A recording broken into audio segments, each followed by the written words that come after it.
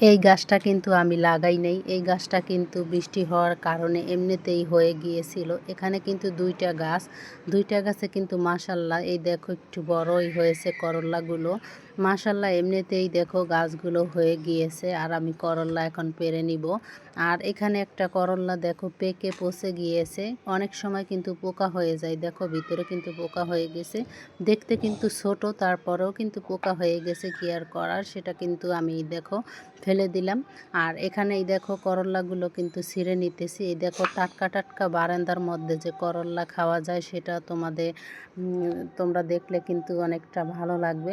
এই করল্লা গাছটা এই সাইডে ছিল বারান্দার, এই গাছগুলো কিন্তু অনেক আগের ছিল, এই গাছগুলো পেকে গিয়েছে। আর এই গাছেও দুই একটা ছিল, সেটা ছিঁড়ে নিয়ে আর এই দেখো পেকে গিয়েছে, এই গাছটা তুলে ফেলবো। আর এই দেখো এই কয়টাই আমার করল্লা হয়েছে, এখন ভাজি করব, কেমন হয়েছে জানাবে।